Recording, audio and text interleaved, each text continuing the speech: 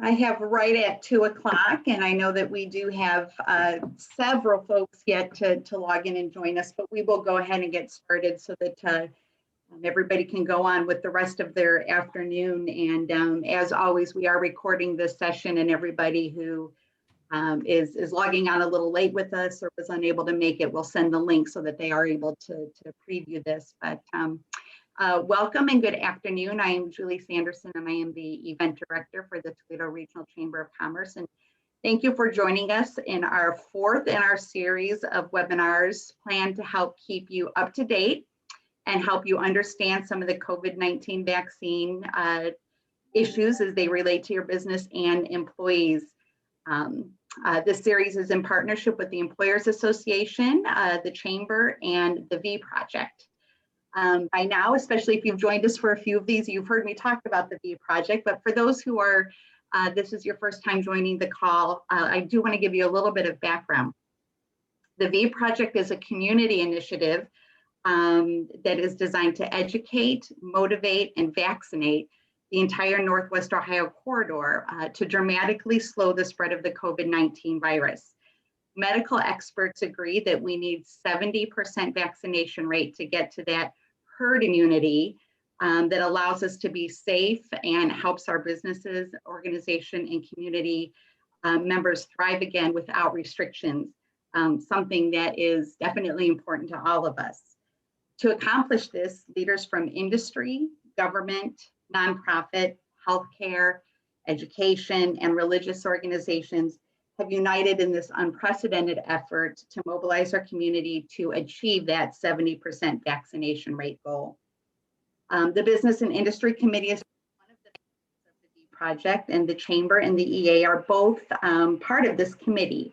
So together we have assembled a panel of experts to provide an overview to help businesses understand the benefits that the COVID-19 vaccine offers and how to navigate the challenges and complexities associated with that vaccination process as it relates specifically to businesses and employees. I'll now introduce Terry Vernier, who is the Seminar Learning Manager for the Employers Association, and he's going to introduce today's panel of experts. Well, thank you, Julie, and good afternoon, everyone. We're happy to have you all with us today. Today, we are pleased to have back with us for this week's panel Brandon Palinski with the Toledo-Lucas County Health Department. Brandon has a Master's of Public Health, Veterinary Public Health from the Ohio State University and has been working in the public health field since September of 2013. Brandon serves as the Toledo-Lucas County Health Department's Planning and Quality Improvement Administrator, leading the efforts to maintain public health accreditation status and driving quality improvement, performance management, and strategic planning efforts. He's been trained by the Center for Public Health Practice at the Ohio State University as a performance management peer coach to provide technical assistance to Ohio's local health departments on performance management, and successfully completed the Mid-America Regional Public Health Learning Institute's year-long fellowship designed to strengthen and promote each fellow's core leadership competencies and skill sets. Also with us today are Jim Yates and Sarah Palinski. Jim and Sarah are members of the law firm Eastman and Smith, where they build a practice servicing private and public employers of all sizes in nearly all industries in Ohio, Michigan, and beyond. The attorneys of Eastman and Smith's Labor and Employment Practice Group collaborate with employers and human resource professionals to develop strategies for avoiding workplace liability and work effectively to achieve successful outcomes if litigation is necessary. Jim earned his Bachelor of Arts degree from the University of Dayton and his law degree from the Ohio State University College of Law. Sarah earned her Bachelor of Arts degree from Miami University of Ohio in Diplomacy and Foreign Affairs and her law degree from the University of Toledo College of Law. We also have with us today Bob Bethel. Bob is the Vice President of HR and Learning Services at the Employers Association. His career in human resources has led him through a number of area organizations, and EA members tap into his extensive experience via our HR hotline and by engaging him for training and consulting projects. Bob's involved in the HR professional community as a past director of the Ohio SHRM State Council and in the local community as a Springfield Township trustee. Bob holds the credentials SPHR and SHRM SCP. We are honored to have each of you with us this afternoon, and we truly thank you for taking time to share your expertise with all of us. And at this time, Julie, I'll turn it back to you. Great, thanks, Terry. Before I turn it over to our panel, just a couple of things to remember. Please keep your microphone on mute to reduce some of our background noise. And also in terms of questions, you can jot those down to the side or go ahead and put them in the chat. We will address questions closer to the end because we find through a lot of these questions might get answered along the way. So that's a good way that we have found to do that. Bob will be leading our Q&A at the end and managing all of those questions. So also, I do want to just repeat that we are recording this session and it will be available for you to review, usually within about 24 hours. And we also know our speakers can attest to this. This is an ever-evolving conversation. We've heard updates from session to session. So note that what is being shared today is current and accurate as of today, March 31st. So just a couple things to keep in mind with that. And with that, I am going to unshare my screen and turn it over. Brandon's going to get us started. Okay, see, I'm ready. I've learned the drill by now. All right. And you can all see the PowerPoint? Yes. Very good. So I've given these stats on every presentation, and I thought I'd show you where we've come from as well a little bit. From the very first webinar of this series on 3.3, we've had over 2,500 additional cases in Lucas County. We're up to 37,810 as of today. As far as deaths are concerned, we have added 78. I will say, though, that does not mean they were all this month. A lot of those deaths likely occurred earlier in the year, with the possibility a couple were even last year. Death data does lag quite a bit based on how long it takes to get those death certificates finalized. So that's just the count as reported at 3.3 versus as reported today, how many we have increased. And the total test, I actually have the wrong total number there at the moment. We're at 161,000 and I believe 96 for today, which was a 15,000 increase of tests in our community since 3.3. The other disclaimer I give with testing is this is just the tests that were reported to the health department. Labs are not required to tell us how many tests they do. They're only required to tell us the positive tests. So we have a lot of great relationships with our testing partners. A lot of them do report that information, but this is just as we know. And again, what's on the slide is the incorrect number. It's over 161,000. If you do need a COVID test for you or anyone you know, you can go to the health department website at the link on the screen. And we have a lot of our testing partners in the community, links to their websites, their addresses, their hours, and who they serve. All right, now we're going to get to more depressing data. We have started to see a slight surge in the last week or so. You can see the green trend line is increasing as of 3/23. For almost all of this month, we had enjoyed, as much as you can say the word enjoyed, an average of about 45 cases a day. As of today, we're up to 60. So that is starting to rise. Maybe it's a St. Patrick's Day bump in cases. Maybe there's other attributing factors.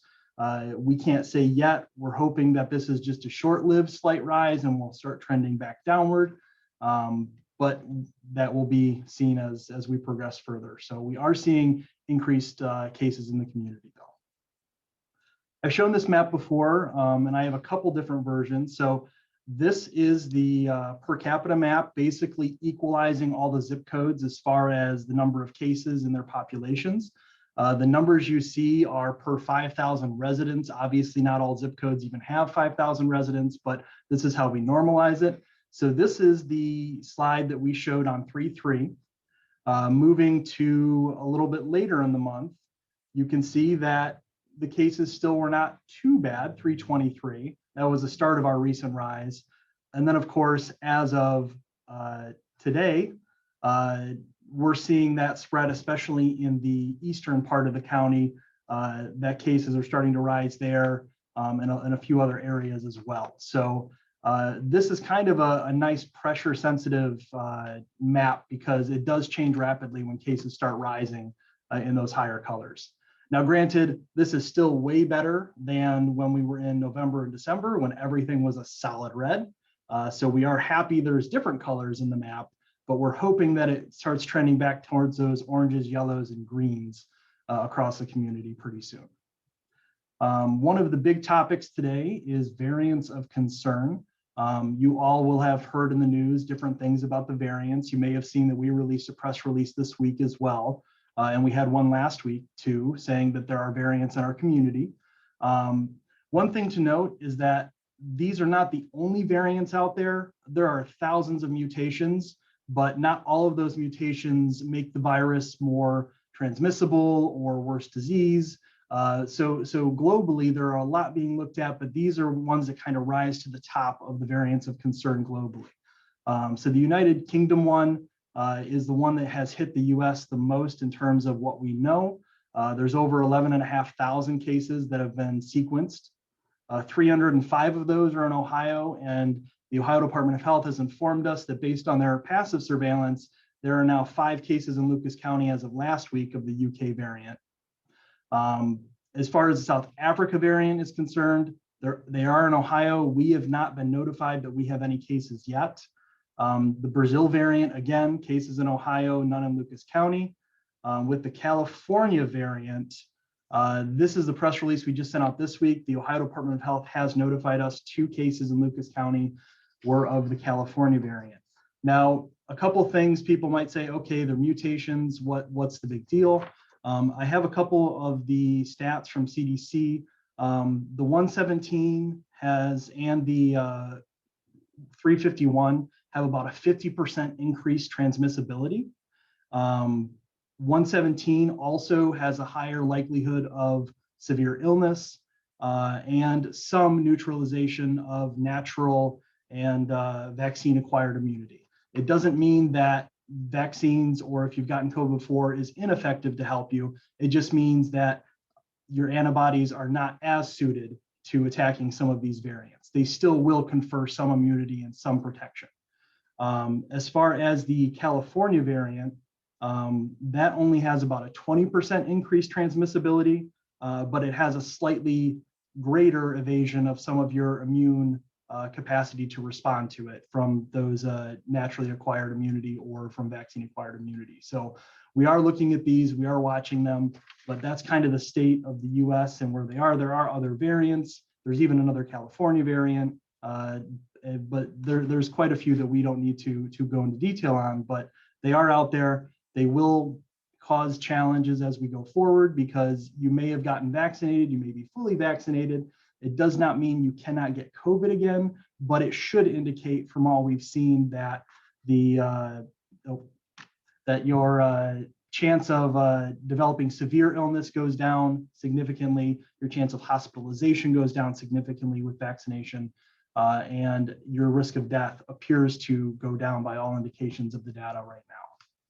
With that being said, even though we have those variants in our community, the Ohio Department of Health has not recommended any additional measures to help mitigate and protect everyone. If you keep following the gold standard measures, especially staying home if you're sick, if you get sick and you can get tested again, go get tested just to rule it out. And also, if you get a call from one of our lovely contact tracers, please complete the interview. That helps us stop the spread, find out close contacts, and just keep that trend line moving downward instead of upward. Okay. With that being said, vaccination numbers in the county as of yesterday's data, the state has not updated today's data yet, but we have vaccinated over 119,000 individuals with their first dose. That's over 27% of the Lucas County population. I'll also give the caveat, that's of Lucas County residents.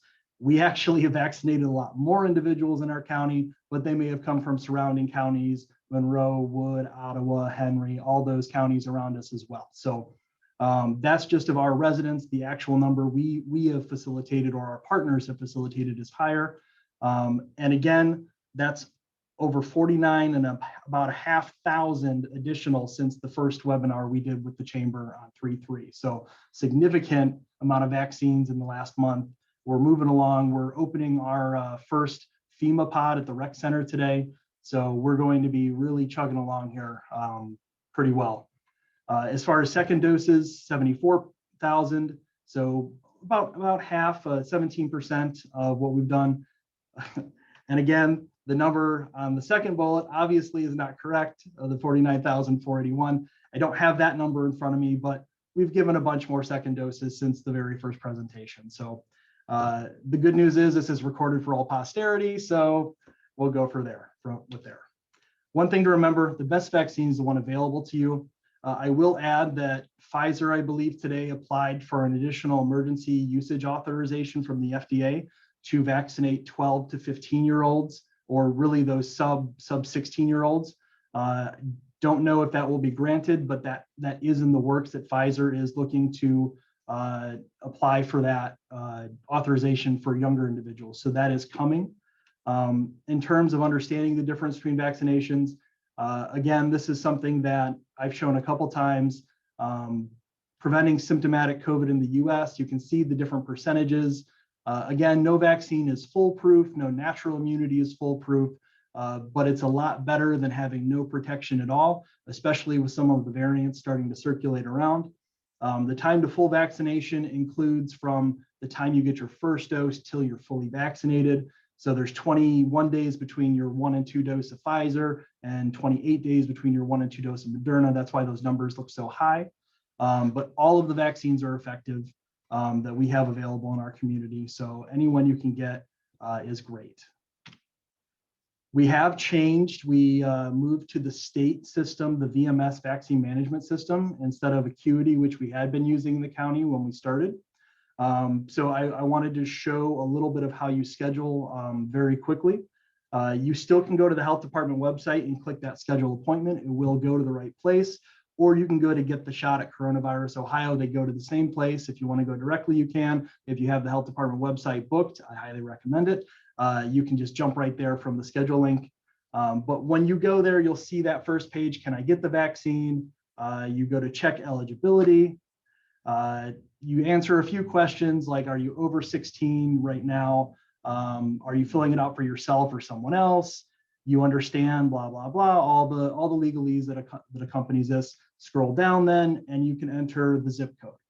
In terms of Lucas County, you probably want to enter the Maumee zip code 43537 because there is a 20-mile radius on vaccination sites in the system. So if you enter a zip code further than that, you may not see the vaccine sites that are available in our community, but you can just enter a different zip code. It'll ask you Maumee, you say yes. When you go there, you'll see the select location. So the health department has started labeling its sites with Janssen, which is the Johnson & Johnson shot, Moderna, Pfizer, et cetera, because Pfizer is the only vaccine that can be given to individuals under the age of 18 at the moment. So keep that in mind if you are scheduling for minors. But we do label that, try to make it intuitive. You go to see availability on any of those appointments, and you'll see that second little window that pops up with the calendar. And for instance, one available appointment, I took that screenshot just today. The appointments, I believe, are rolling. So they may be added, or as they fill up or cancellations come in, more appointments come back on. So if you go there, you look at the calendar, you see no appointments for that site, chances are there just are no available appointments right now. But as more vaccination is confirmed, we get the shipments from the state, they will be added. Other community partners, you can see McLaren, St. Luke's at the very bottom of that screenshot are there as well, and it goes to their booking sites. Again, as vaccine is available, those appointments will be posted. So just keep trying back. We have heard a couple reports of people getting caught in a quote unquote loop where you click on see availability, it directs you back to the health department website or the Get the Shot website. Then you go through the process again. As far as we understand, that might just be when there's no available appointments. We are working on that with the state to fix that. It may already be fixed because I didn't get that loop myself. but you may run into that. It's just that there's no appointments at that site at that time. Okay, and that is the content that I wanted to rush through today so we can get to all of your questions. If you have any, please feel free throughout the presentation or right now. Thank you.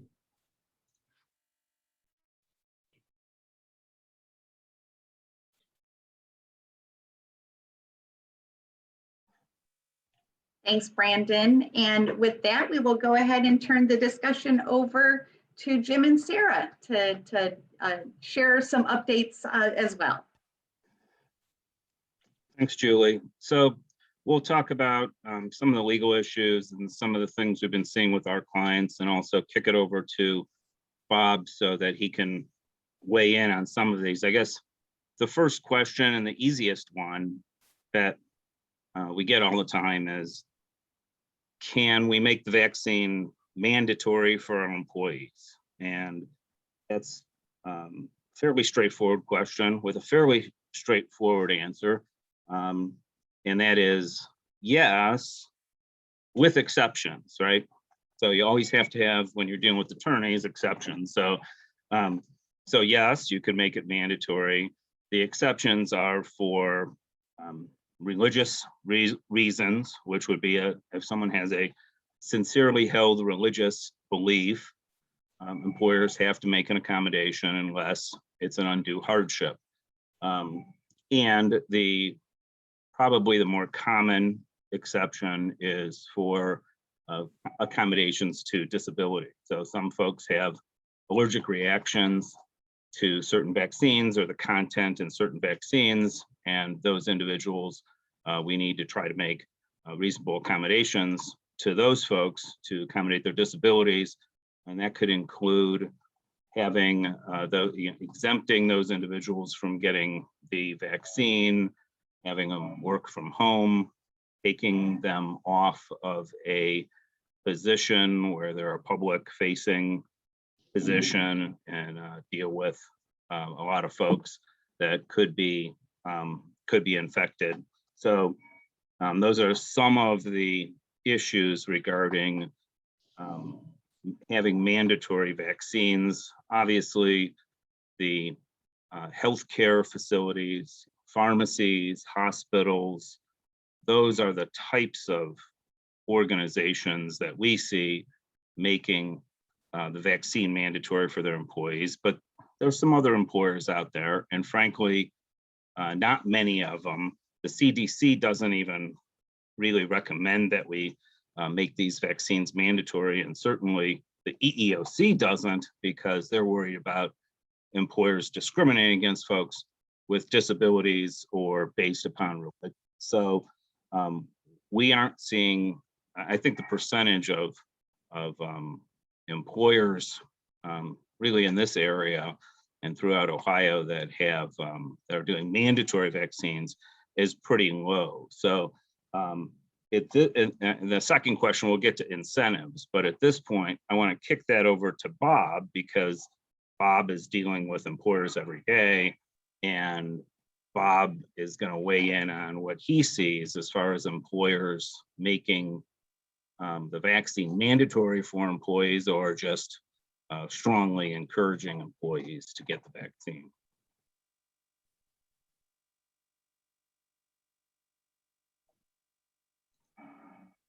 Bob, we can't hear you.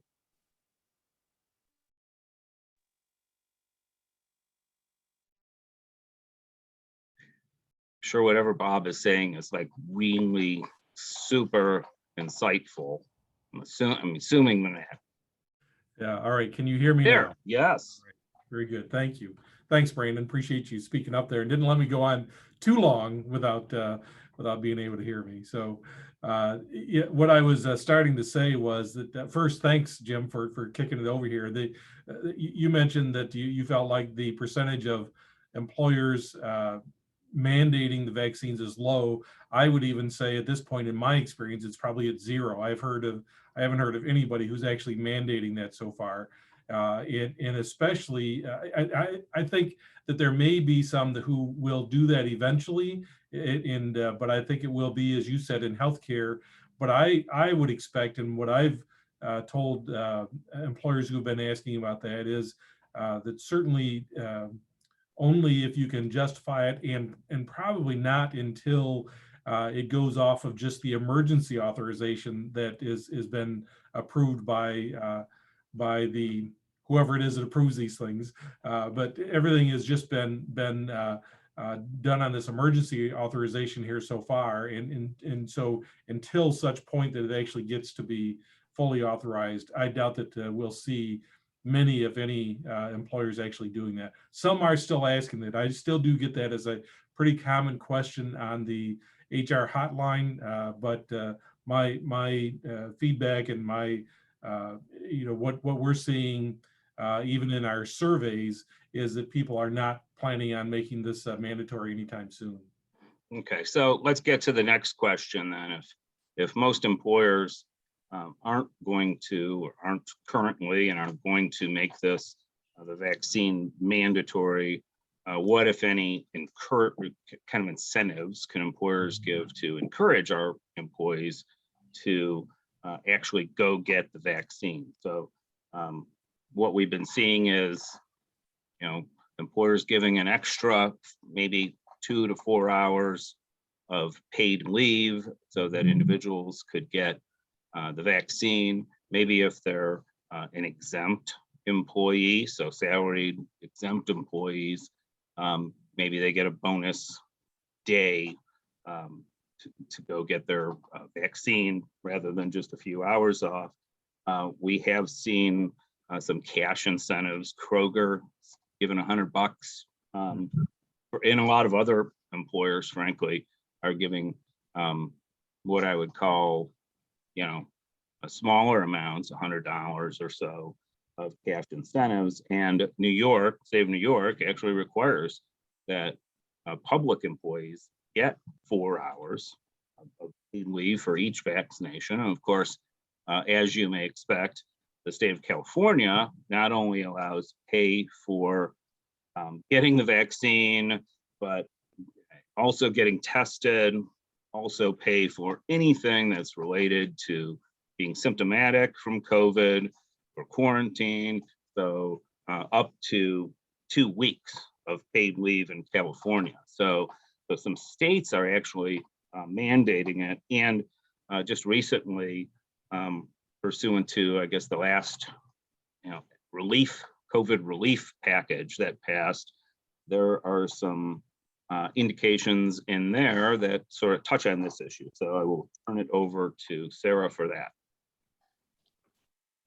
Thanks, Jim. Yeah, just a couple of weeks ago on March 11th, President Biden signed the American Rescue Plan Act, the ARPA, into effect. And in that piece of legislation, in addition to $1.9 trillion of other things, was an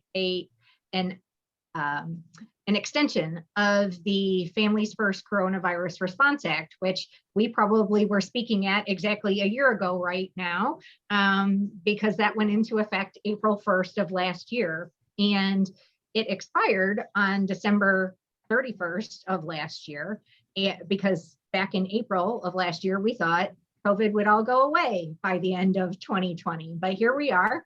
And so on a couple of occasions now, the FFCRA has been extended, but only on a voluntary basis. And the only reason why we're bringing this up today is because the most recent extension of the FFCRA that was included in the American Rescue Plan Act included paid time off to get a vaccine. So for those of you who are familiar with the Families First Coronavirus Response Act that gave 80 hours of paid sick leave, now employers can provide paid time off to employees who are getting a vaccination, who had a vaccine and had a reaction to that and need time off to recover from the vaccine. And they also added, if someone is seeking a test, or if the employer asks the employee to get tested for COVID, then they can get paid time off under the American Rescue Plan Act. And that paid time off is a tax credit to the employer. So just like we were dealing with the FFCRA, employers will be able to take a tax credit for the time that they pay employees to seek and get a vaccine, or if they have a reaction to that vaccine, they can go ahead and take a day off because of that adverse reaction to the vaccine and get paid for that, and the employer can take the tax credit for that. Okay, so now that we've established that employers are providing a lot of incentives, you can actually get a tax credit for it. So this is a question that we get a lot then, is if we are actually giving employees paid time off or something extra, $100 on a gift certificate, and taking a tax credit, we would presume that the IRS would want some documentation. What kinds of documentation should employers be obtaining from their employees that they actually went and got the vaccination, and where do we put that? And is it super secret and medical and confidential? And so, Sarah, I'm going to turn that one back over to you. And then maybe Brandon can also, he thought he was done, right? So maybe Brandon can also weigh in on exactly when we get those vaccination cards, what that information on it means. And is it, is it medical information? Card seems to say it is. And what is it? IIS, for instance. So Sarah, you can go ahead. Yeah, as I mentioned, the American Rescue Plan Act is a tax credit. And so the IRS wants you to have documentation of the reason why you are taking that tax credit, right? And so under the Families First Coronavirus Response Act, we also had to have documentation. And what most of us did is we developed forms where you have the employee certify that they needed the time off because their child's school was closed due to COVID, for example. And so we do not have any guidance yet from the IRS on what it is exactly that they're going to be looking for this particular round of credits, but I can imagine it would be something similar. So if you have an employee that you are going to be giving paid time off for to get a vaccine, you need to have some kind of documentation of that. And we want to think about and be careful about what kind of information it is. So I would suggest perhaps a certification form where you have the employee sign a form that says, I'm taking Thursday, April 1st off of work to go get my vaccine. And then you have them sign it and certify that that's why, and then you keep that for your tax records. Keeping more information than that for the tax purposes would potentially be problematic. We don't want to keep confidential medical information with our tax and payroll information, right? So we want to make sure that we're being careful about what documentation we are keeping. So a lot of employers are asking, do I need to take a copy of the card that the vaccine card? And if so, what do I do with that? My preference would be that is not the way we go, because that would have potentially some confidential medical information, which is why we want Brandon to weigh in here on that issue. But if you maybe have a printout from the employee with their appointment, that would be something that would not have medical information on it. It just says the appointment date and time, and that would be something you could keep. But Brandon, I have received my first vaccine. I have my card in my wallet, and they told me to keep it with me at all times. I did not post it on social media like everyone else on my Facebook wall has been, because right on the card, it does say that this contains medical information. When I look at my card, it has a lot of numbers and letters that I don't understand. Can you provide us with some insight about what those cards say that would constitute medical information? So a little bit of yes, a little bit of no. So I have my card. I just pulled it out. I'm only covering really my birth date. Okay. Anything else is It displays the type of vaccine you received, the lot number that it came from, and that's how we track it at the state and the local level, because we know how many doses are in each lot, how many have been given, et cetera, and the location where you received it. So in terms of that, and the date you received it, in terms of that, and I by no means am a medical legal scholar or expert in that realm, to me, it doesn't have that much medical information on it. Now, where the law sees that, I'm not certain. I really can't say there. But again, I had no problem showing my card briefly on camera because it's just the type of shot I got, Moderna, the lot number for both my first and second dose, and the dates and where I got it.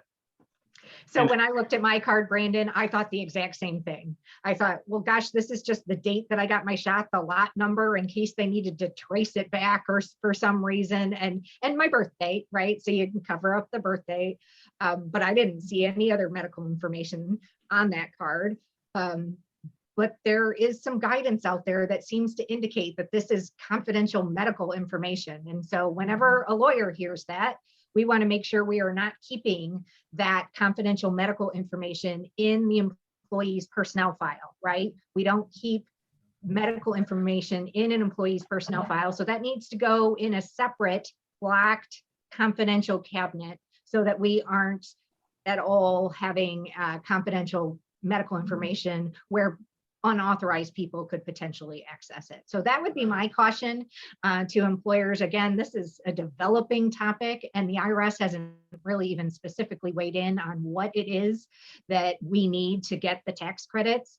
But I'm just going to go out on a limb and guess here that if you have a certification from your employee that says, I went and got my vaccine, that would be the documentation, because that's what they required previously as far as giving paid time off. Yeah, so a couple points about that. The card does say patient number, and then in parentheses it says medical record or IIS record number, which is the immunization information systems number, the record of someone obtaining a vaccination. So, and that's kept in a database.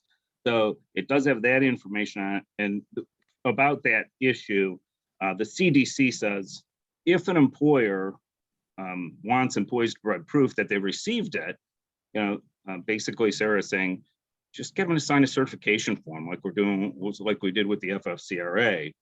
The CDC says the employer cannot mandate that the employee provide any medical information as part of that proof. So that again would seem to support the fact that, okay, these cards themselves say they contain medical information on it.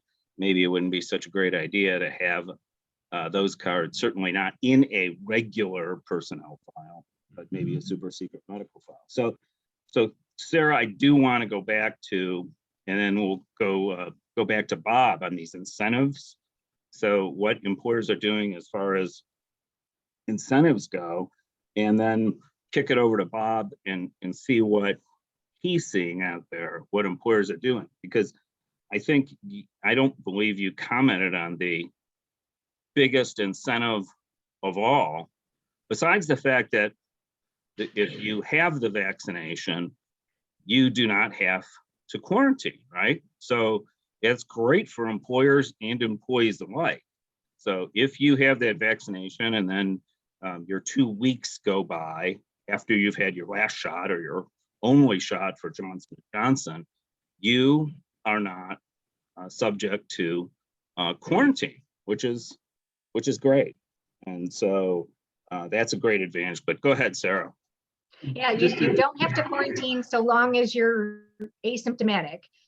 So, the second somebody has symptoms, they need to quarantine. But as long as you're asymptomatic and you've had both shots and one shot in the case of Johnson & Johnson, and 2 weeks has passed and then you're exposed, as long as you're asymptomatic, no quarantine required. But since you don't have to quarantine, you can go to Krispy Kreme and get your donut because you get one every day.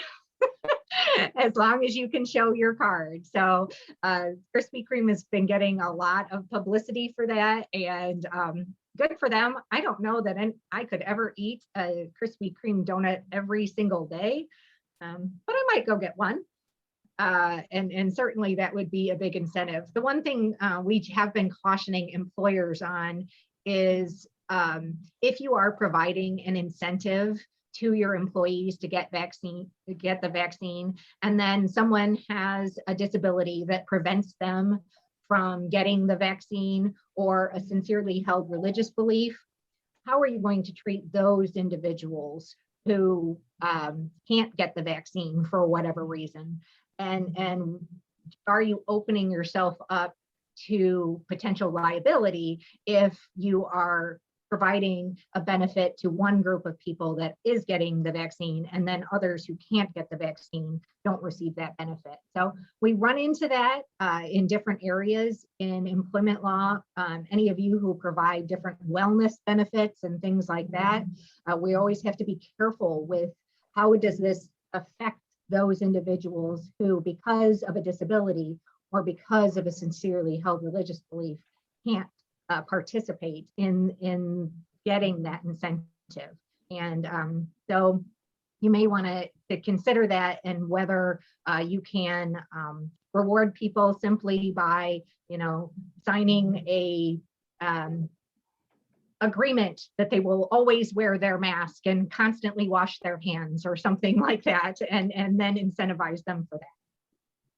Bob, have you ever had any creative ideas for incentives that you've heard about out there? Yeah, there's some things that people are doing. Interestingly enough, we ran a survey of our members in early February, I think the first week of February, and asked specifically about incentives, what they were doing. And at that time, and again, I want to qualify, just like Julie did at the beginning of the session here, that was based on what people were doing at that point. But the ones who responded, only 10% were offering incentives at that time. And clearly the most common incentive that they were offering was time off. Time off to get the vaccine, both doses, maybe some extra time off. Jim mentioned a vacation day or something like that. That is being used. That is something that has been mentioned. However, since then, I have been hearing, and again, I don't have any data to back this up here right now. It's all anecdotal, but I am hearing about people offering things like gift cards, maybe anywhere from $10 to $100 gift cards, or bonuses, maybe up to $100. I've been based mainly on what I'm hearing from attorneys like you guys, saying, don't offer anything too extravagant on there, but maybe $100 or less, maybe $50 or less in there. But I've also heard of others that are offering entry into a raffle, so that they show that they're fully vaccinated, and their name gets entered into a raffle for maybe a bigger prize, because then you can offer something more than just a little prize on there. So that's been something that I've heard of a little bit, that some companies are doing too, to try to incent theirs. In that same survey, we ask about requiring vaccinations, what we were talking about. And just to back up what I was saying before, 0% said that they were going to require the vaccines. 40% said they are recommending the vaccines, and 60% said that they were taking no stance. Again, I think that if we took that same survey right now, we might see a reversal in that. We might see 60 or 70% encouraging their employees to do that, and maybe just that, again, 30 to 40% that are not taking a stand one way or the other. So, and we do have a couple questions that are popping up in the chat room here, if you guys are willing to take those on. I'll ignore the one from Dave Tippett, who wonders if his dog can get a COVID shot. But there's another one that says, is there guidance on how much time an employee can receive for how much pay they can receive for getting the vaccine? And as far as I'm aware, there isn't any real guidance on that. As you mentioned before, the most recent stimulus bill allows people to take time off for getting the vaccine or for effects after the vaccine, but I haven't heard of any any guidance so have you got, either one of you guys heard that? No, there hasn't been any guidance out there. The only thing it did was it extended the 80 hours under the emergency paid sick leave and added this as one of the reasons. Now, I can't really see a set of facts where somebody would need 80 hours to get a vaccine or to recover from vaccine related side effects. But maybe that's possible that somebody really does have an adverse reaction to the vaccine. I have not heard of that at all. Yeah. So, then you kind of have to go with, well, do they have a doctor's note taking them off of work for a couple of days? Well, then maybe it's reasonable. I had one conversation with a client where they suggested they have a policy. Ordinarily, if you're going to miss more than 3 days of work, you need to provide a doctor's slip. And I thought, well, that sounded pretty reasonable. If somebody had a reaction to the vaccine and it goes on for longer than 3 days, perhaps we need to get some documentation on why the need for leave is going more than 3 days. But there hasn't been any guidance out there from the IRS on this. And the other thing, the Department of Labor has been really taking a hands-off approach, because what we have to remember is that the Families First Coronavirus Response Act expired on December 31st. So this is all voluntary now by the employers.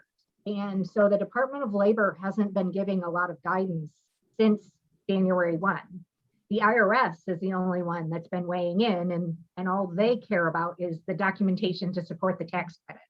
Yeah. So we need to be careful, because where there's a void in information, plaintiffs' attorneys would tend to fill that void by bringing claims.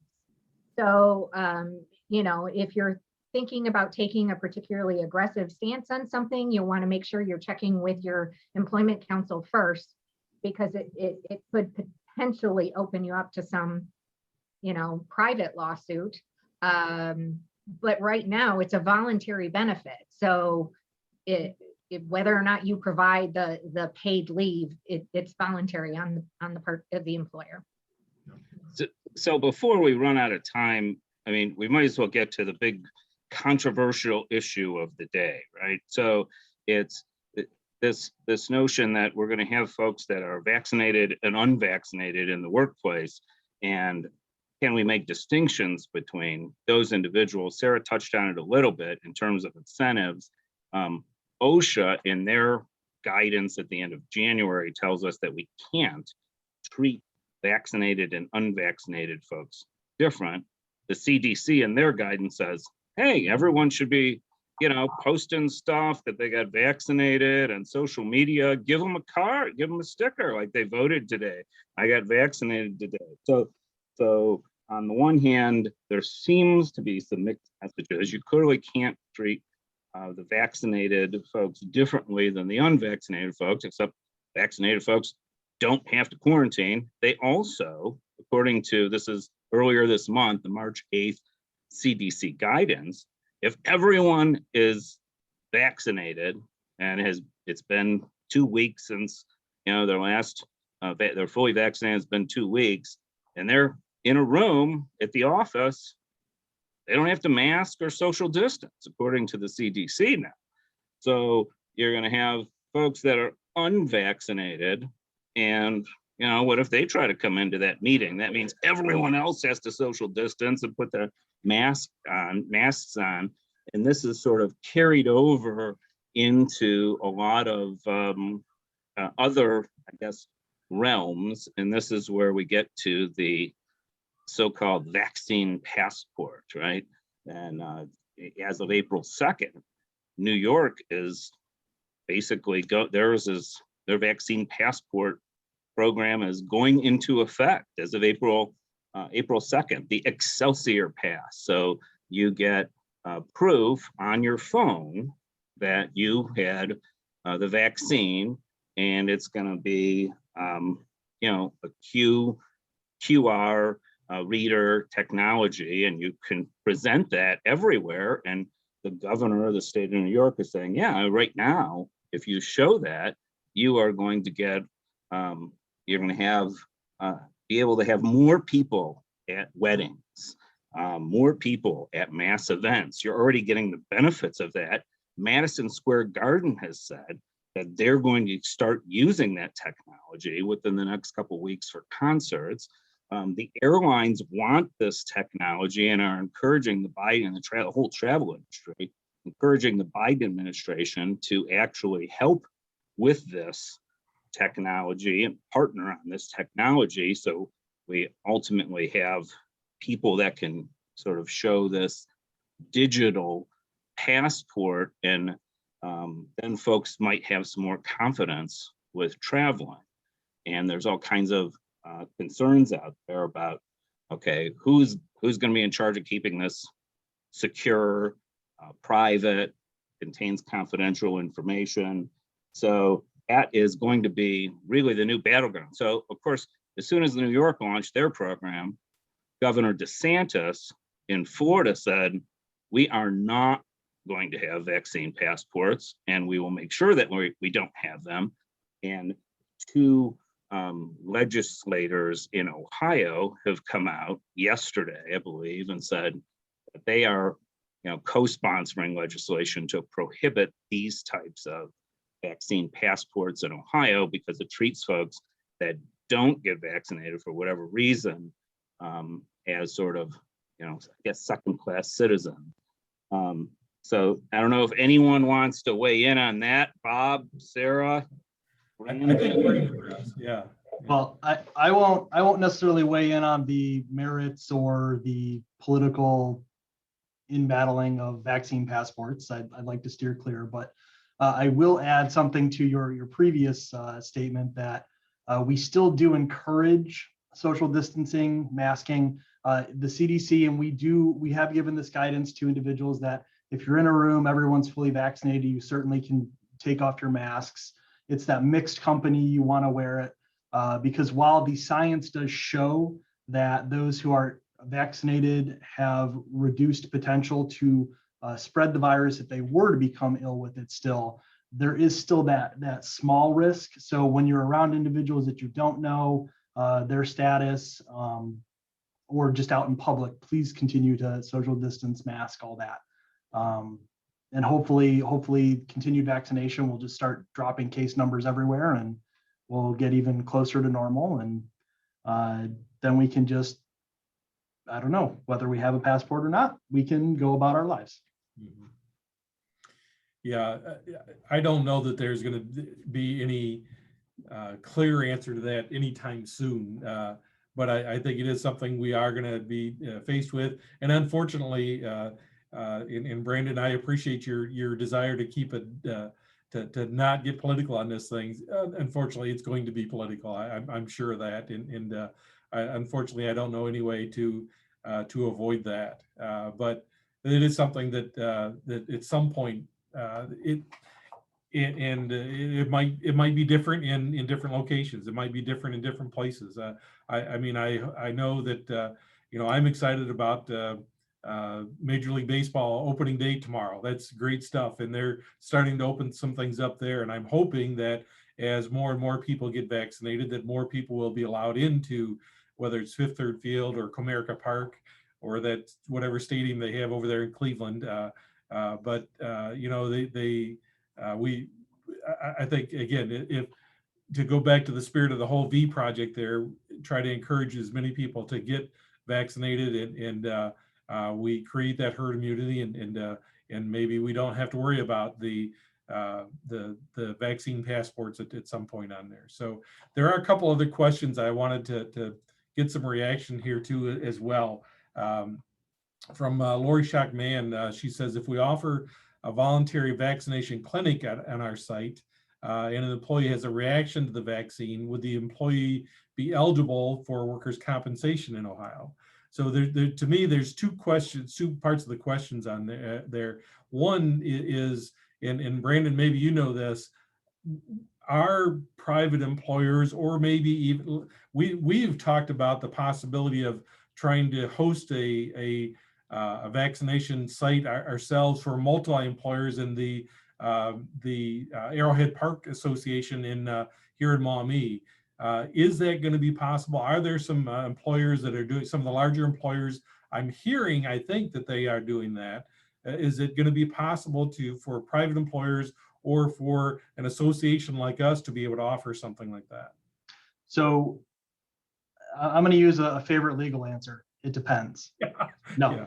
Yeah, you sound like an attorney. So as of right now, the health department, are not scheduling those smaller private pods just for the effort it takes to set that pod up, make sure it can come together. The trade-off is much better to hold larger pods where we're processing thousands of people a day.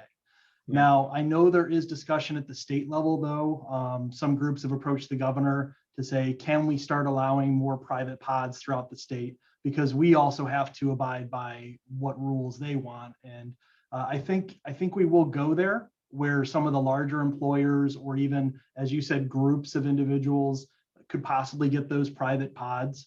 But I would not put a timeline on it.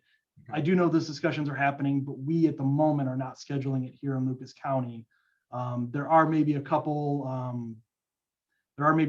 exceptions to that. We're doing a few pods that focus on those individuals who have the greatest disparity in our community. So whether you consider that a closed pod or just a pod where we're trying to reach those individuals who either can't get it usually, or have some other disparity that prevents them from getting vaccinated. Those are really the exceptions at the moment. okay, all right. And Jim, I'd defer to you on the workers' comp part of that question. Yeah, well, first of all, on the first part of the question, you absolutely need to keep the local health department in the loop. If you're doing one of those, a large site vaccination, and probably and the CDC has some pretty good guidance on that, and you probably don't want to do it yourself or have your own employees be the vaccinators. If you use a third party, then you as the employer don't have that confidential medical information. You're using a third party that's trained to do these vaccinations. They'll keep that information confidential. You don't have that. Plus, there's immunity that attaches under the PrEP Act. So it's the Public Readiness and Emergency Preparation Act. So there's some qualified immunity out there for folks that are providing those vaccines. So there is some immunity as long as you're using qualified providers. If you're doing that on your own site and you're actually requiring employees to go, then you could have a workers' comp issue. So for an adverse reaction, less likely if it's voluntary and you're using a third party provider. So that's good guidance anyway. Sarah, do you want to weigh in on that one? That's the distinction I was going to make. If it is truly voluntary and not mandatory, then it is probably not a compensable workers' compensation claim. You could probably have the employee sign something ahead of time. Workers' comp already has recreational waivers for your work softball leagues, etc. So if it's a voluntary event, and you make it very clear that it's voluntary, and perhaps even get the employee to acknowledge in writing that this is a voluntary thing that they are doing, then it is not likely a compensable workers' compensation claim. Yeah. Okay, good. Hey, one thing. Yeah. Go ahead, Bob. Yeah, one thing I wanted to go back, it's kind of a couple of questions ago, but Sarah, you were mentioning the idea of the certification for having somebody sign that.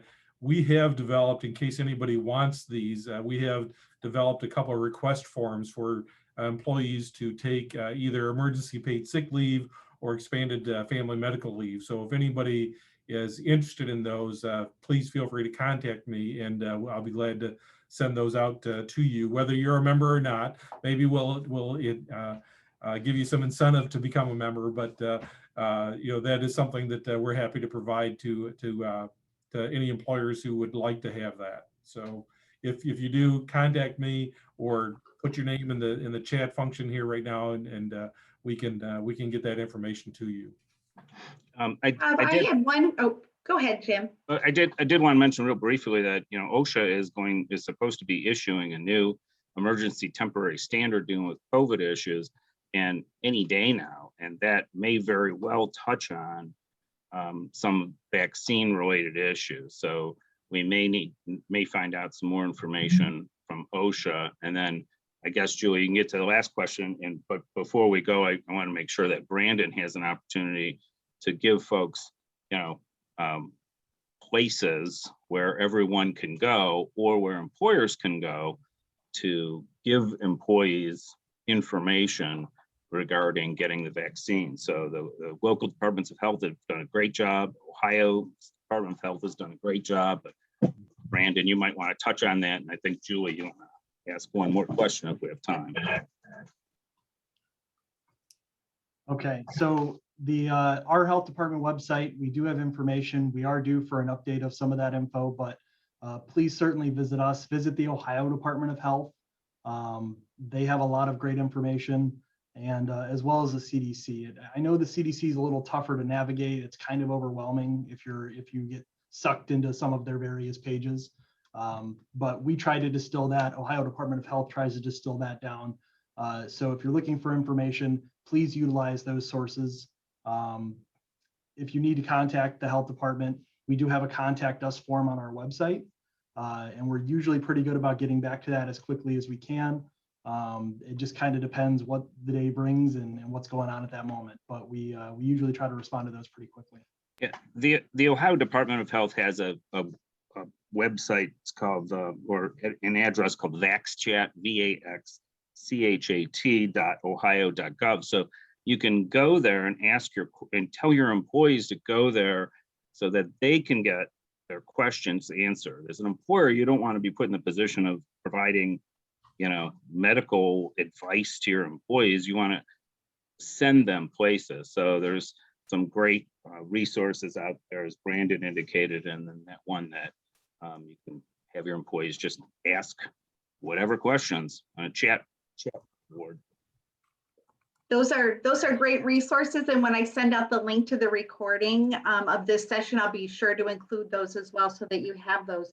There was just one question that came to me in the private chat, and I think it's just a clarification on something a little technical. But when we're talking about paid time off as an incentive, the question is, does paid time off mean approved use of sick time, so original sick time, or time off without any use of other sick time? So I guess is it approved to what you normally have or additional sick time?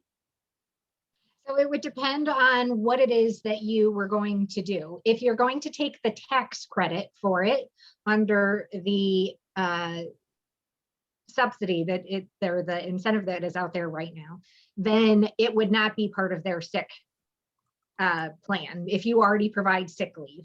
If you aren't participating in the voluntary tax credit, then you may allow your employees to use their sick leave because that's all your policy. That depends on what your policy says, and you can have a policy that allows people to use it for that. Or other employers are just providing paid time off, not taking the tax credit, not requiring people to use their sick time, but just as a bonus incentive to get people vaccinated. Thank you. I believe that was it for questions open. Then there's another link that was just put in the chat, and I'll make sure that I share that as well. Thanks, Krista, for sharing that. And thank you again, Bob, Brandon, Jim, and Sarah, for all of the great information. And again, these continuously update from week to week. And last week we weren't talking about vaccination passports. So, you know, just as timely as could be. So we appreciate it. And again, everybody, I will go ahead and send that link to the recording. Again, give us about 24 hours with some of these other links, and we definitely appreciate it.